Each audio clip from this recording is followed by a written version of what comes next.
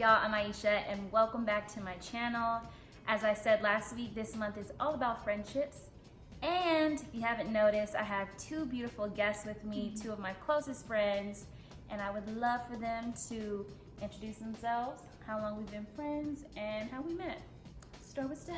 Okay, I'm Stephanie, and I've been friends with Aisha for about 4 years. We met in 2015, and actually Randy introduced us back in the day, and we've been kicking it ever since.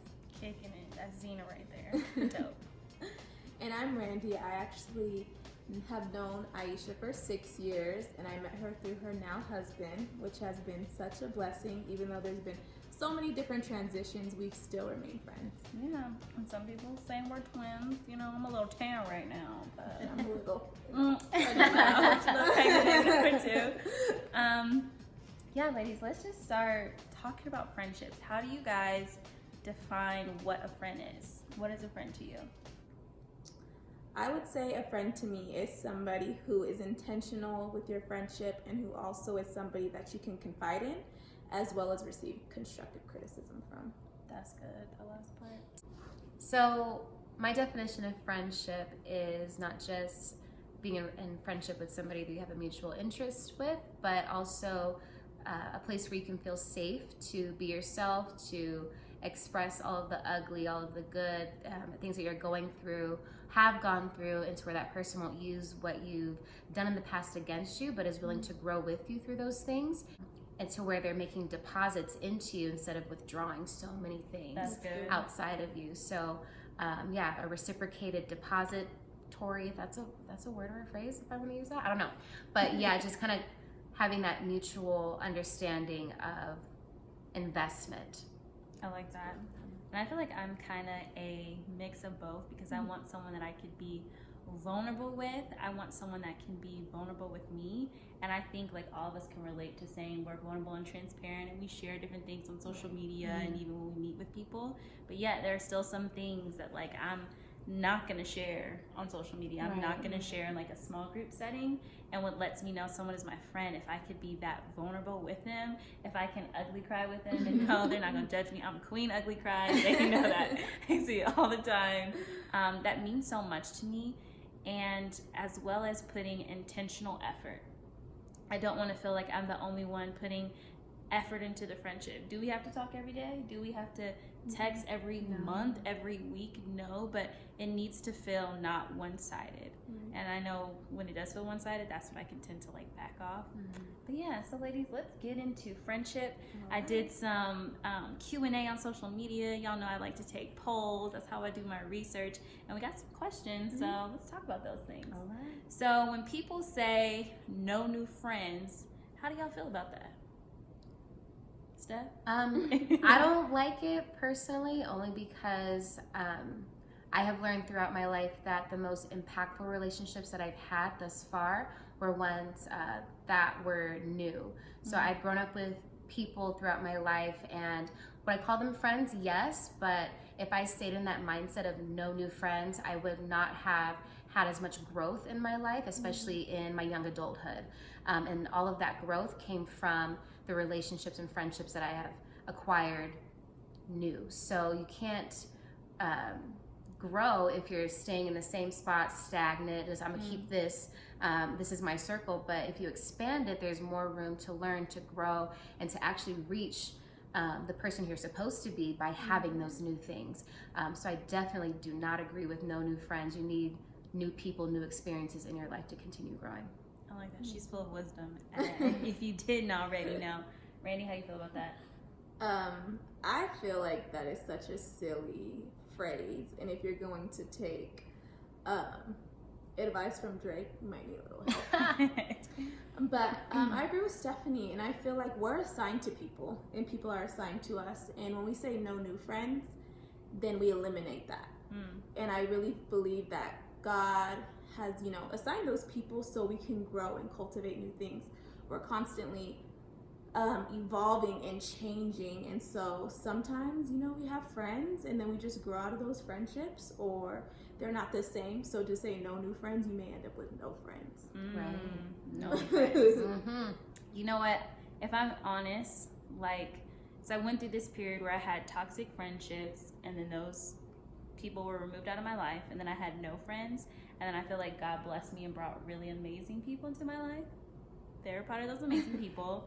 And then I felt like deep down, I didn't say it, I didn't use the hashtag, but deep down I said no new friends, because I was so content and I felt so blessed that I had these great people around me.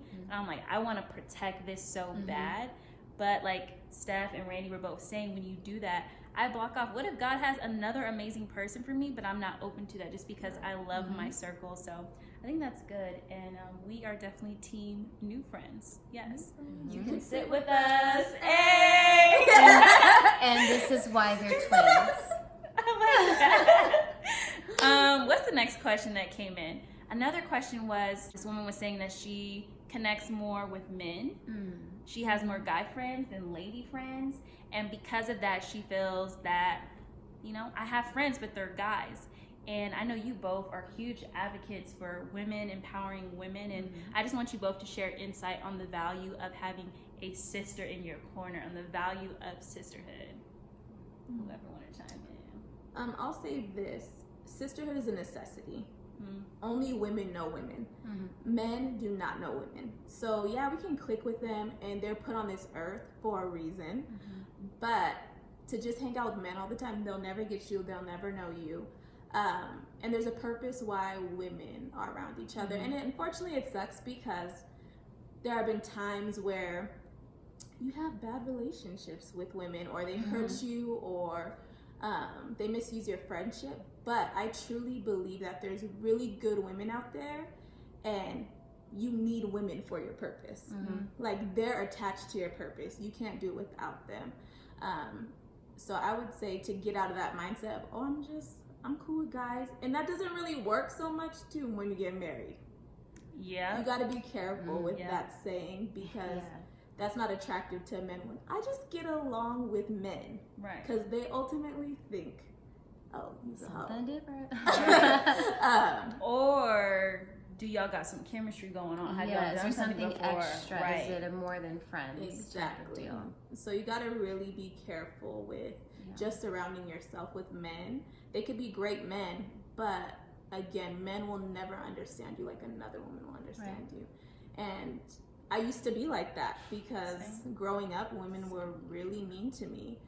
But I can say as I've grown and I got out of that mindset of no new friends, I've really met great women who have walked alongside me in this life, and I wouldn't change that for the world, because they're some of the best people I've ever met, and it's all happened because I took that step of faith even after being hurt by women. So. Yeah, that's good. Yeah, I would agree too. I was the same way. I would say something like that. I just get along better with guys. Like, they're just easier. No drama. No drama whatsoever. And I do have 3 great male friendships in my life. But I do know that I could never, and probably have never, connected with them as I have connected with some of the women in my life. And I really agree with everything that Randy said, because you can eventually cross a boundary, or it could develop into something more. Maybe he will start to catch feelings for you, and you don't feel that way because y'all friends, or, you know, vice versa. And you could get hurt, because men and women, that could happen, you know, at any point. So I would just advise, like, whoever is, you know, still feeling that way, like, I've been hurt by women, I just get along better with men.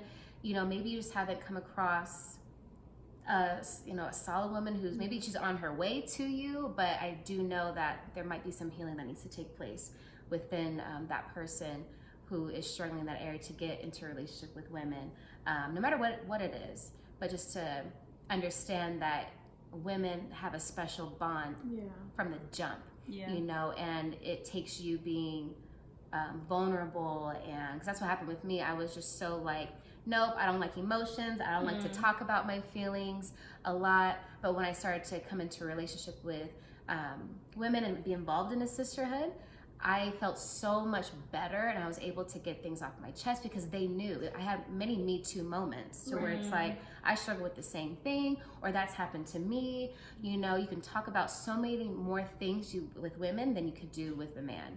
And it's more, there's more liberty there than feeling like, oh, no one understands me. Well, yeah, men cannot.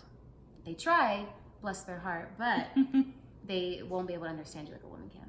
So That's true. good. And all I'm going to say is yes and amen to that. And I feel like they both kind of touched on this, but another question that I got was someone that's been hurt multiple times by women, and now it is to the point where they're closed off and don't want to have friendships, or they want to keep people at a distance because they've been hurt so much. Mm-hmm. They've been, betrayed. This person slept with my boyfriend. This person, told everybody my business. And what would you guys say to that person that's like, I don't know if I could be friends with another female again. I don't know if I want to take that risk and get hurt again, get another, scar in my back from someone stabbing me back there. Yeah. I think I would say it's going to take time, but you have to be able to receive healing and go out and take another risk.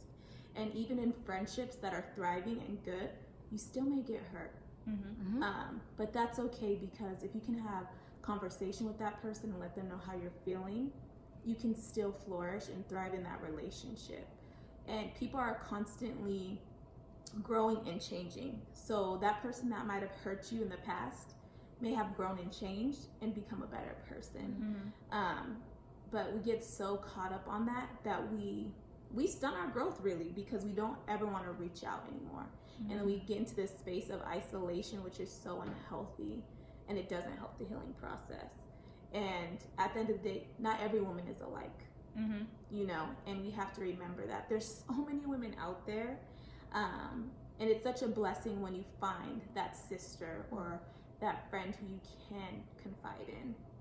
And so it's always worth taking that risk again, because there is somebody out there for you. And it's funny because I think we focus on he who finds a wife finds a good thing, but I'm like, she who finds a sister, now that's a real thing, and that's a good thing.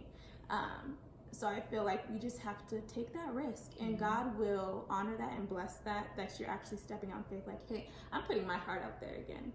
I'm gonna try this again. And you know what? I have a different perspective, so if I get hurt, let me have conversation instead of just holding all these things in. Side note, we talked about that last week in the video, having a conversation. Yeah, so I think it's just it's a growing phase too, and it's a change of mindset that you have to make in that situation, because every woman's gonna go through it. I've been hurt. I'm sure Rudy's been hurt, but it didn't stop me from making connections with other women, because I know deep down I really needed that and I wanted it. So.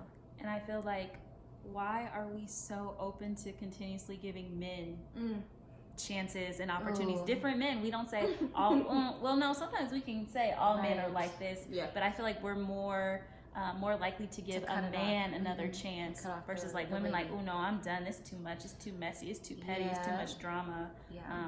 Yeah, you got to be vulnerable. Definitely went through something like that. I mean, it was high school, so it was a lot of high school drama, but it definitely taught me a lot. Yeah, it takes time, but you just have to be open and be able to understand, like, okay, I know this person hurt me, but is there something that I can learn to take into the next relationship, the next opportunity that I have to develop a friendship? What did I learn from the past so I don't let this repeat again? It's if you truly desire that friendships and to have people in your life, maybe it takes a self-awareness moment to be like, what am I doing in my friendships that this keeps happening? If it is continue to happen multiple times with women in your life. So I would do what Randy said, take a risk, and you never know that the next time you make that jump, you could land, and that could be like the best friend that you thought you would never have. That's what happened to me. I took that jump, and that's my ride or die. So it's like, who knew? I for sure didn't. So make sure you comment, like, and subscribe. and we'll see y'all next week.